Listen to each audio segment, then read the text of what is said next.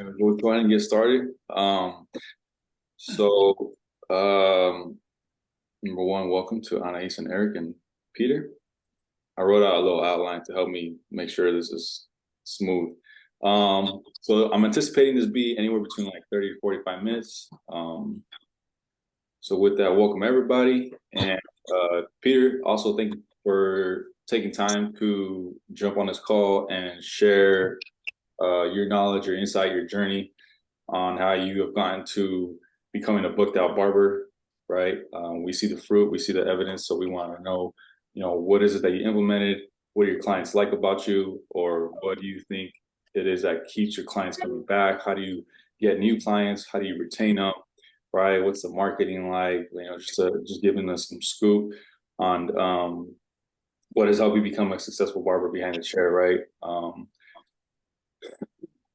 So with that, thank you for just taking the time to reach back and help the next man. And so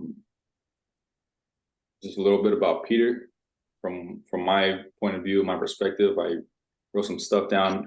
Peter started with us back in 2018.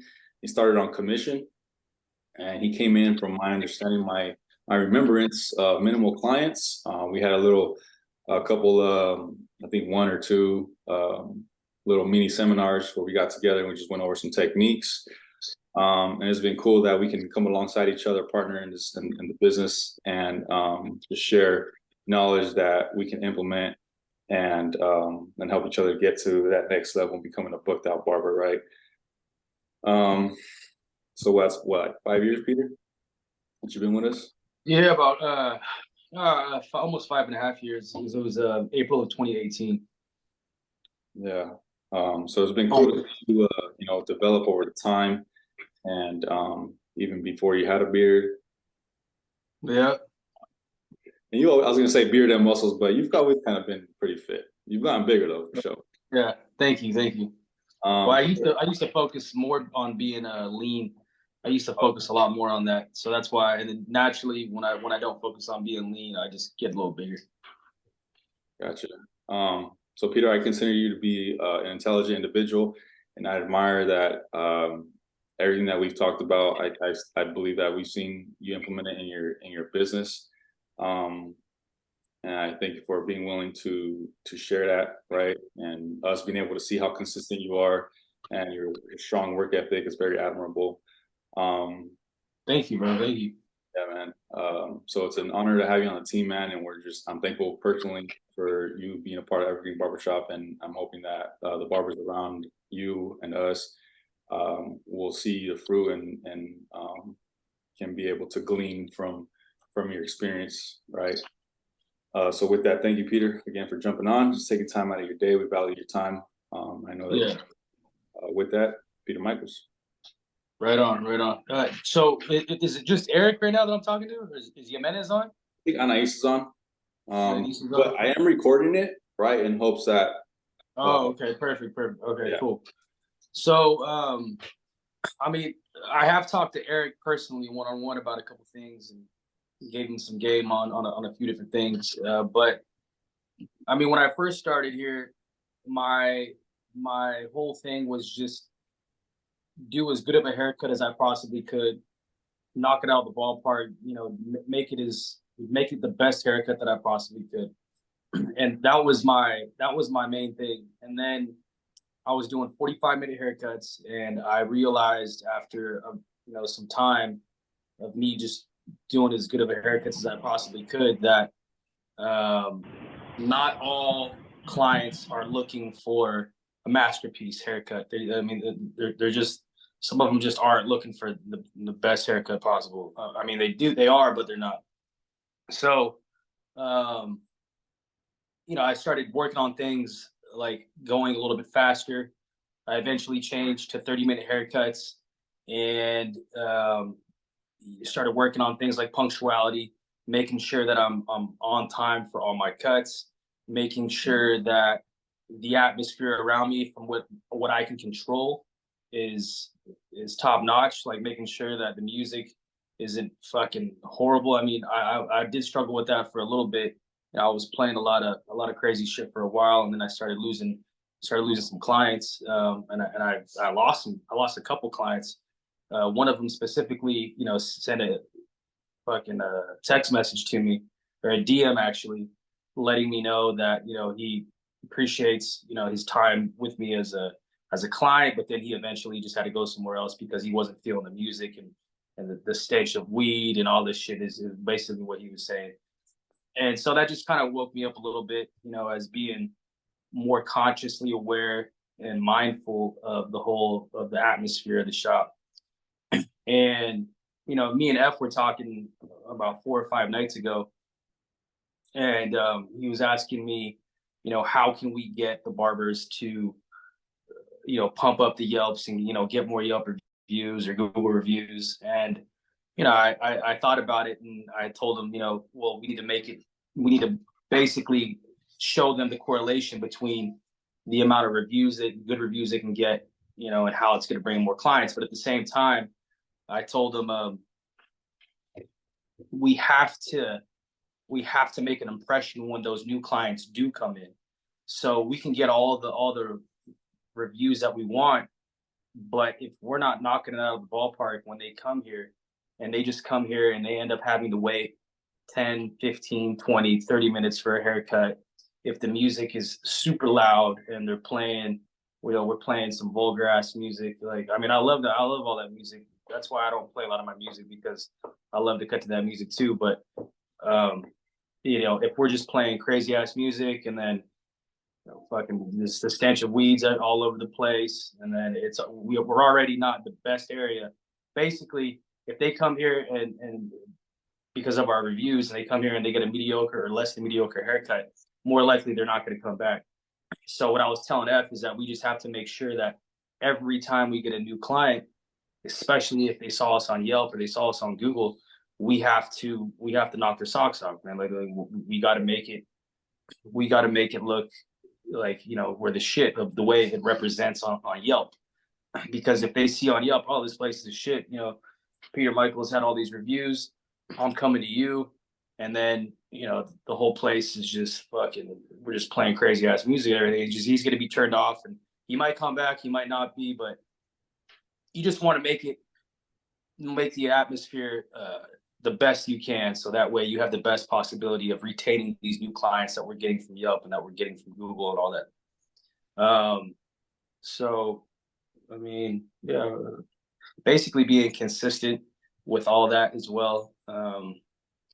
And you know, the importance of the client. Now, I told Eric this before when I was just cutting someone just the other day, and Eric was shadowing me, that the most important person in the shop is the client, and not just your client, but Crispy's client, uh, Chris's client, Carlos's client, my client. Like, those are the most important people in the shop. Um, so like, you always have to be mindful. Like, your client might be cool with, you know, whatever's going on in the shop, but you know, Pete might have a client that is brand new that we don't know who he is. You know, like, and you know, is the atmosphere up to par? Is it suitable? You know, are we showing, you know, fucking porn on the TV, or you know, not actual porn, but you know what I'm saying, like sometimes we're watching something and we got to change it immediately or something because there might be some kids in there. But I mean, those are honest mistakes that happen sometimes. But those are little things that we could work on, that I could personally work on, that you know, I feel like would basically uh, make us more consistently retain clients when they do come in. Because if you do look at Yelp and when you do look at Google, Evergreen does have more reviews, and it's just it brings people in. Like, and what I've noticed personally is if they do come in from looking at reviews on Yelp or looking on Google, a lot of times they're tech guys. You know, like I had one this morning and I had one yesterday who I've never cut before. And Indian dudes who are software engineers, IT for Google, stuff like that. And you know, they move here. Like the one I cut this morning, he's only been here for 3 months, and he found us on Google. He found us on Google, and he came to me for the first time. And so I just made sure that, you know, I didn't even have any music playing. You know, I had some movie playing, and I did a thorough consultation. It was just me and him, anyways. There's no one else in the shop, but I made sure that he's going to come back. I mean, he'll most likely come back, but that's just what you just got to be mindful of that, man. Because like, especially when you're a new barber, I mean, every client you get is new, so you just got to make sure you make that impression that you're the one. Because, like I said, like there's barbers everywhere. There's barbershops everywhere. They're making the choice to drive all the way to Evergreen from Sunnyvale, Milpitas, Cupertino, you name it, all south side of San Jose. They're coming from everywhere just to come here because they saw that we have 4.7 or 4.8 stars and we got 400 reviews. And they're like, well, I don't want this guy to mess my hair up, so I'm gonna go to this shop. And they come all the way over here. We have to make a good impression. I mean, we this is no offense to F whatsoever. I mean, he's already aware, but we don't have the newest shop on the block. You know what I mean? Like we don't have the nicest shit in the world, so we're not going to compensate. Or we have to compensate. A little bit. Not that that's what they're looking for, but at the same time, it makes a good first impression when you go to places and there's all these bells and whistles. And so when they come here, they already see the neighborhood, and then they come to the shop. It's a good shop, but like it might not be as good as some shop that he didn't go to because they didn't have the reviews, or the way it looked aesthetically, cosmetically, it didn't look as good. So we have to make up with that, with our professionalism, with our consistency, with how good we cut, with our consultation, and you got to be consistent. You know what I mean? You got to be consistent, especially when you start getting in the numbers. You start doing 14, 15, 16, 17 cuts plus. Like it's easy to get to lose that consistency. So yeah, that's about it. Cool. Peter, thanks for sharing that, man. Yeah. One of the things I liked was that you said everyone's client is important, and I think that's huge, man, because we have to be like when we're playing music or we're talking some saying things that we probably should be more aware of. It's not just our clients, right? Like we're a unit, we're a team, we're all in one building, and I think that's true. What music I play is not just for the comfort of my client, but I'm keeping in mind everybody else's clients.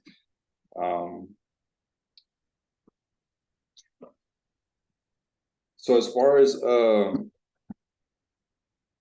can you talk to us about how you went about boosting the reviews, like from when you first started, right? Like what did that look like when you first started with us? What did you do? Was it handing out business cards, text messages, Yelp reviews? Like what did that look like when you first started with us back in 2018 to where you're at now? What did you do that helped you boost that clientele? So I mean, I did a lot of shit, right? So I did some things I don't think really helped, and I did some things I think kind of helped, and I did some things that I think really helped. So the things I think I did that didn't really help was I went and this was probably like the first 2 months that I started, and I made a bunch of flyers and I went all over neighborhoods around like where I live, because I live pretty close, around San Jose State University and around these neighborhoods, and I dropped off flyers for you come get a haircut with me, I'll knock off $10. And I put that like on everyone's card. You know what I mean? Like everywhere. I don't think that really helped. I didn't get one. I didn't get one person coming. And like I spent a lot of time and energy doing that. So that didn't really help me. And then I did just being consistent at posting, on Instagram, like every day, every single day I posted. Every single day I posted. Maybe 1 or 2 cuts, and like I just got good at. Well, I think I got good at taking pictures, little videos, and then just tagging and just fucking tagging a bunch of fucking different sites or different pages and all sorts of stuff.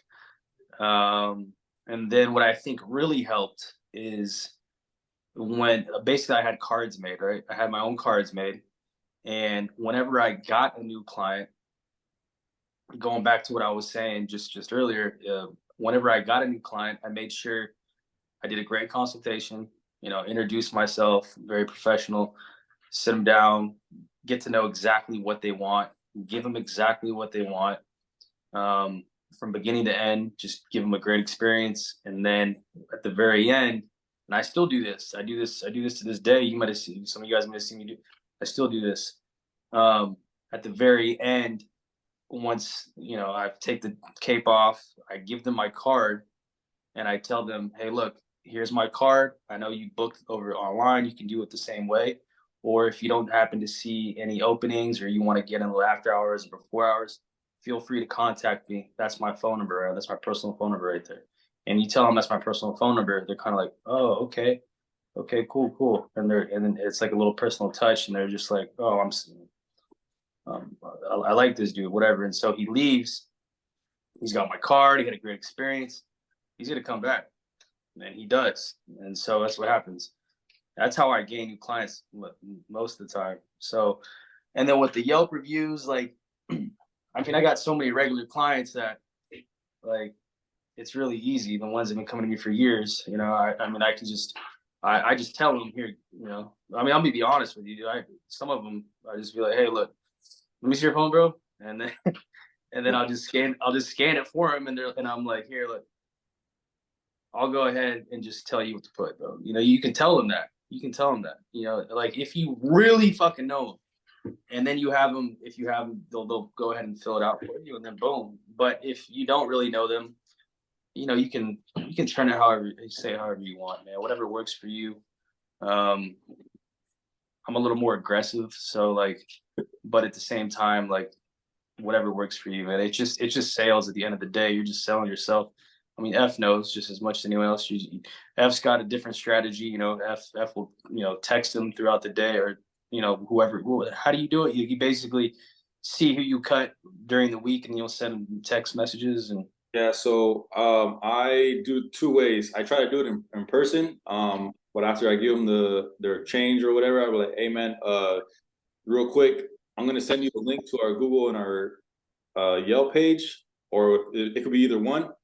And I say, "Can you just do me a favor? Just leave us a review with your honest opinion, how we did, how we're doing as a shop. It really help our business out.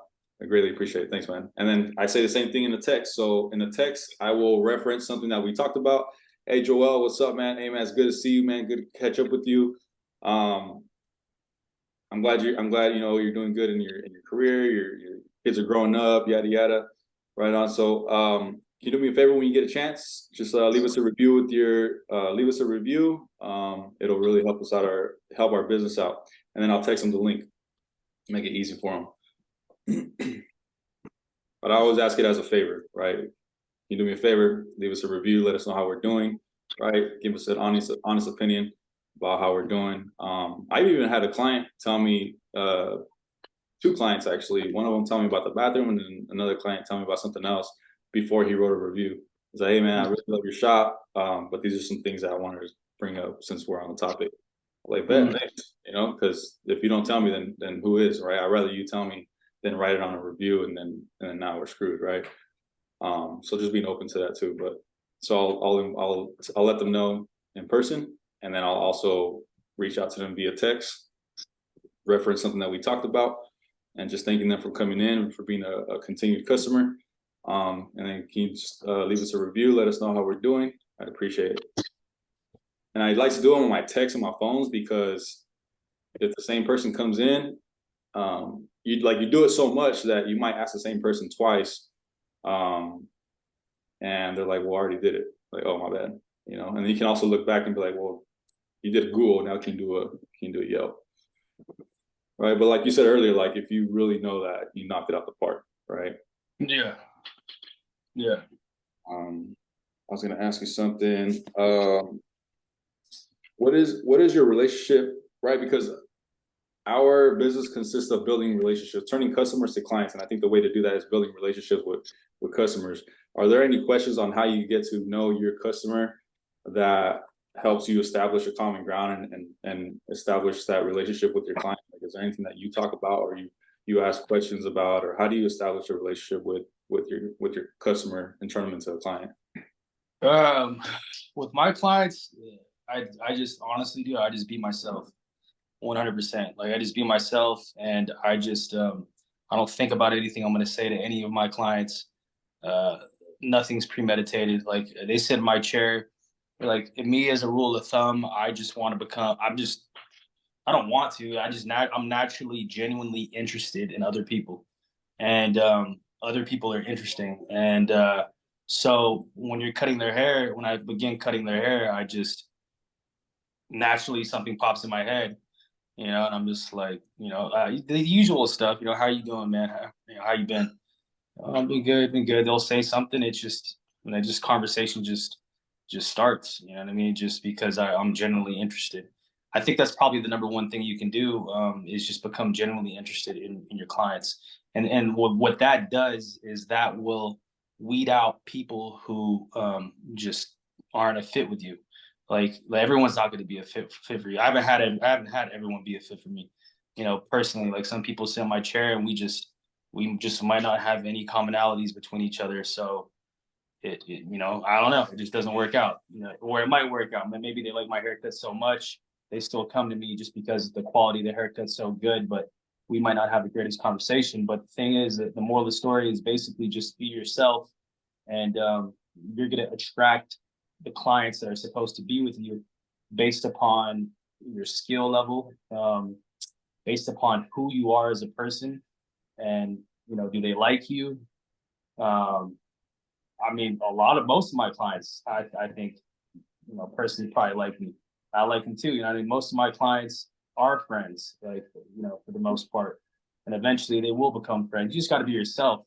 Like, I mean, when I first started here, Karina cut right next to me. And, well, one of the things I did when I first started here, there was, the whole shop was full basically. And so what I did was I just made it a thing to peep everyone out, see how they cut hair, and then I learned a little bit from everyone. And Eric actually told me this when he first started here. He told me exactly what I just said, and I didn't tell him this, but because I was busy cutting. But he said the same thing that I just said, and I thought that was pretty cool because I mean that's a good way to go about it. Like you pick strengths from each and every barber, Yeah. and you see if you can apply them. So that's what I did. And one of the strengths that I saw with Karina that cut right next to me is that she's like super friendly and everyone loved her. Yeah. And she's just a very likable person. She's a sweetie. You know what I mean? She's a nice person. She's a generally good person. And so her clients are loyal as fuck. Loyal as fuck. They will not go to other people. I mean, they might if she's not available. Like, but they stick with her for years and years and years and years because they like her. Like Karina's her friend. And so that's how I build relationships, just by being myself. Like, and I like to think fucking highly of myself. So if you think highly of yourself, people are gonna like you, man. Like if you like yourself, people are gonna like you. So um that's about it, man. Cool. Good. Is there anything else that you would? So what would you tell, per se, a student barber, somebody who's just recently came in? I know Xavier and the other Xavier and Crispin is not on here. But what would you tell other barbers that are trying to get their clientele up right now that they just started at Evergreen Barbershop? Like, what would you tell them to focus on right now? What would I tell the new barbers to focus? Here's a Trippy Red. Hey, what up with it? Here's Trippy Red. So what would be something that you would tell them to focus on based on what your observation? What do you see right now, right?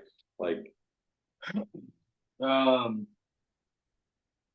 I would tell them to get in your groove and learn your groove and learn what it is that's going to make you shine and make you get clientele and keep clientele.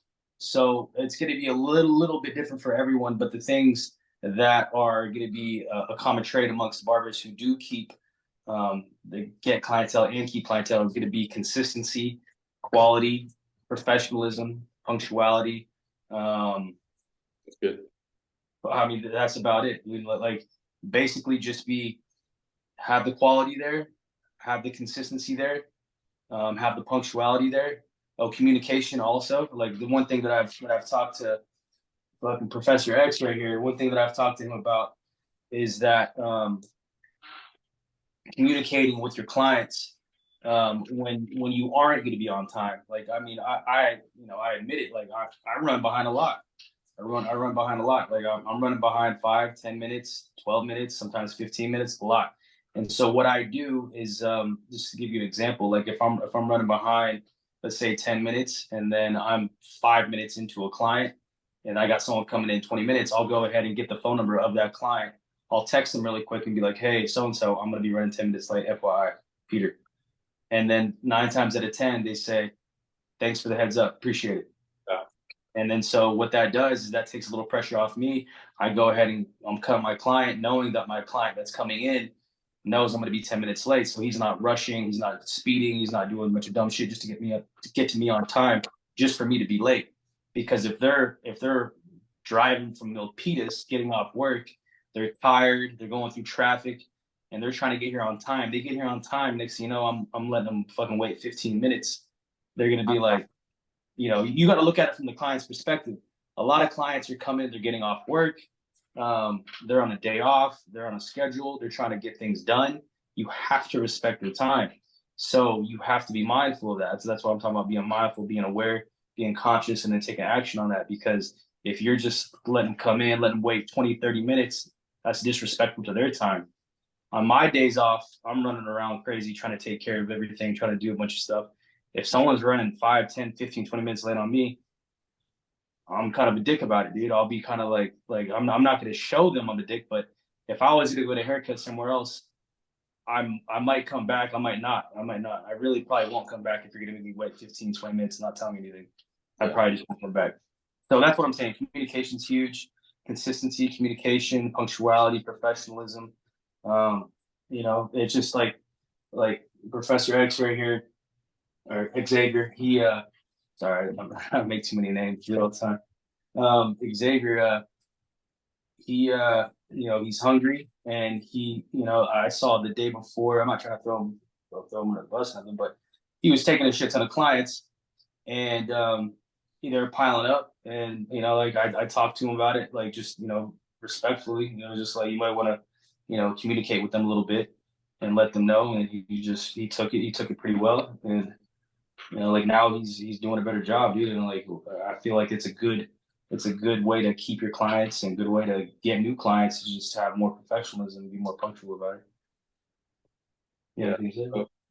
So mutual. So that goes on to something else I wanted to ask you your point of view on is mutual expectation, right? So like I personally feel that if you expect your client to let you know an hour or two ahead to cancel an appointment, I think it should also be mutual.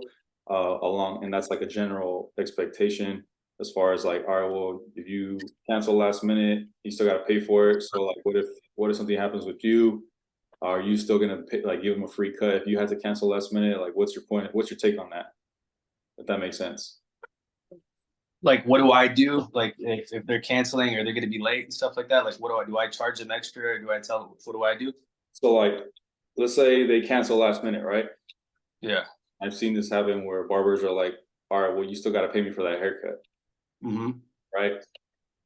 I think there should be a mutual expectation. But I know that other people have mutual views on that. So meaning if you have to cancel last minute, do you still offer them the same, like you'll give them a free cut or some kind of discount, or you having to cancel last minute because you had something come up or an emergency or something? What's your Yeah, I personally don't take any money off, or I don't do any of that, man. I just apologize, and like, I mean, if I'm, this is very, very rare, but if I'm like 30 minutes late, I might say something like that, but I rarely ever say anything like give any type of money off or any discounts. Just because I used to be more hard on my clients about being late, about no call, no shows. I used to be a lot harder on that. Like, and I mean, I got super booked out. 2021, I was super booked out, and like I felt like I started firing a shit ton of clients. like I just tried. I was like, yeah, fuck, like because they were doing no call, no shows and stuff like that, and I just are being late too often. So I would literally block some of them, and I wouldn't take them. And I was being too hard on them, basically, is what I thought.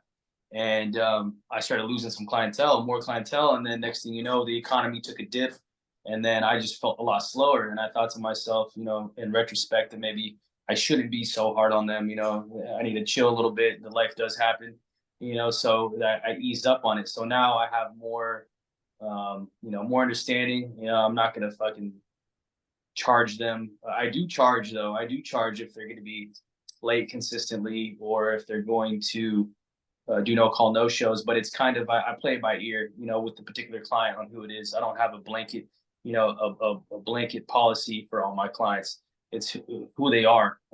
Some of my clients are never late. Some are late often, and if they are late often, then I just talk to them, man. I just talk to them like one of my friends. Like I would talk to them. So we just have a common understanding with that. So yeah, I don't give out discounts though and stuff like that usually. So a little bit more grapes now. Yeah. Right. So let's talk about price point, right? Somebody coming in that doesn't have a lot of clients. How would you? What's your take? What's your view on someone who has just started in the barbershop, right? Doesn't have a lot of clientele, still trying to build barbers. Should the barber expect to be charging the shop price or under, over? Like, what's your take on that? I think it all depends on the barber themselves and their confidence in their own ability and the quality that they can consistently put out. That's what I think. I think if you don't have a lot of clientele, you just started here, and at all you don't have a lot of clientele at all. You're just fresh out of barber school, but you happen to have really good quality, and then you happen to be pretty good with everything else that I talked about, professionalism, everything else. I don't see why you can't charge as much as me or Chris or Carlos or anyone else who's been here. I don't see any just because you're new. Like I think you should charge what you're worth. But like usually that's not the case. Usually, you got to work on the quality a little bit more. You got to work on the punctuality, the professionalism, all that stuff, everything that I mentioned. So usually you probably want to start a little bit lower, like just make a little personal decision, and just charge a little bit less. So that way, it just, when clients do get to know you, they understand, well, hey, look, he charges a little bit less because he's new and he's just getting in the game and he's starting to learn things a little bit more. So that's kind of how it's a very personal thing. I feel like how much you charge, like, and you want to weigh a bunch of factors in too, like, look at all the other shops, go Google all the other shops, look at what they're charging. Look at what all of them are charging. See what the competitors are all charging, and then kind of judge it. Where are they cutting at? Are they cutting in Willow Glen? Are they cutting in Los Gatos? Are they cutting on the east side? Are they cutting downtown? Where are they cutting at? Like, what's justifying their price? Are they the shit? Do they have crazy ass skills? That other people don't have, or are they the run of the mill barber, like just doing the same thing everyone else does? So like, it's a very personal decision, basically. Is what I think. Yeah, cool.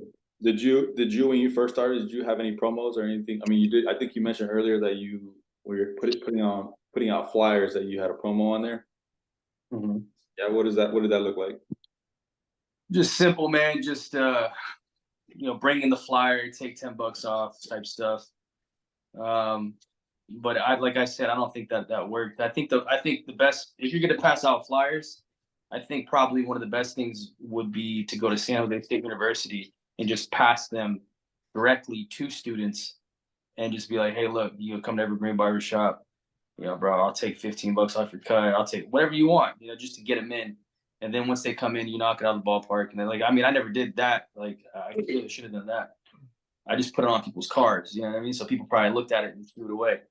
Yeah. So that's probably what happened. But like, if you go hand them out, I think that'll be a smart move. Yeah. Do you still hand out any business cards or anything like that right now, where you're at in your career? No.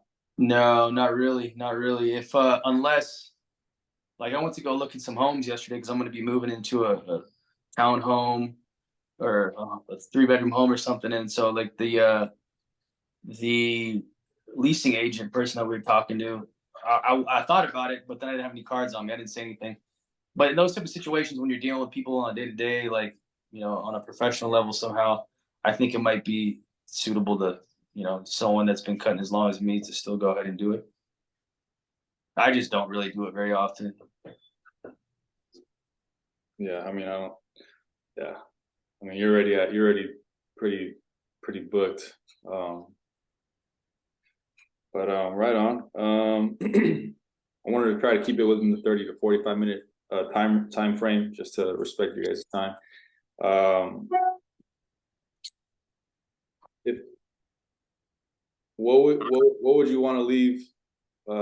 Like tell a student barber, somebody who's thinking about becoming a barber, or somebody who's just became a barber and just graduated. What would you leave them with? Like, what would you tell them? Something that helped you or didn't help you, that affected you in a negative way. Like, what would you leave them with? What do you want to leave a student with? I would tell them to have a completely open mind about everything, and just like a learning state of mind. Just like I'm still learning a bunch of shit, all the time, and not just like skills, but a lot of things that have to do with like interpersonal communication between clients, between barbers. Just a lot of the little things that go unspoken about. I'm just learning. You just keep an open mind to learning as much as possible, and especially when you are dealing with particular types of clients. Like, you're going to learn things on how to deal with clients every day. Like a client, might not be crazy about his hair. You can tell. Like me personally, I can tell if my client isn't crazy about their cut. Like the immediately some type of look in their eye, some type of micro expression that they have or something, I can tell. And when they leave, I always ask myself, what could I have done better? Like, I mean, you got Eric on the fucking I know. over here. And yeah. No, but basically, you keep learning as much as possible. I know it sounds cliche, but like even when you're 5-6 years down the road and you're booked, you're booked out, and you just want to keep on learning and keep that mindset. That's where you're continually learning, because you don't know everything. Like, and you can always be more booked. Like I could always be way more booked. Like, and you could always raise your prices. Like once you get super booked, then you should probably raise your prices. You know what I mean? And then once you raise your prices, you might get a little less booked, and then you got to figure out, well, what can I do to get more booked? So you just keep going and going. So that's what I would say. What's up, guys? Hey. What's up, Arlette? Hella later. My bad. No, I have to come get my son because he's fighting at school. I don't want to make it seem like I'm missing the meeting or something. It's all good. We know you're handling business. When are you done? I have to pick up my son. He's fighting at school. Dang, sorry to hear that, but you're almost done though with school, right?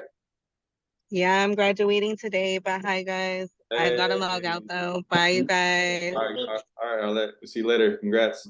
Bye. Peace. Oh, you graduating today? Yeah. Damn. Hey. Congrats. What's up with Pete though? What's up with Pete and his fractured rib?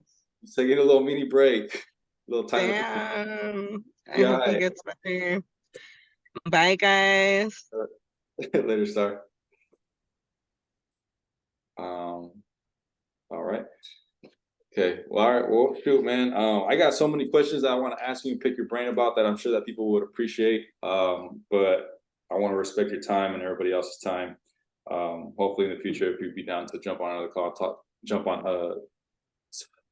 touch on other topics, that'd be dope.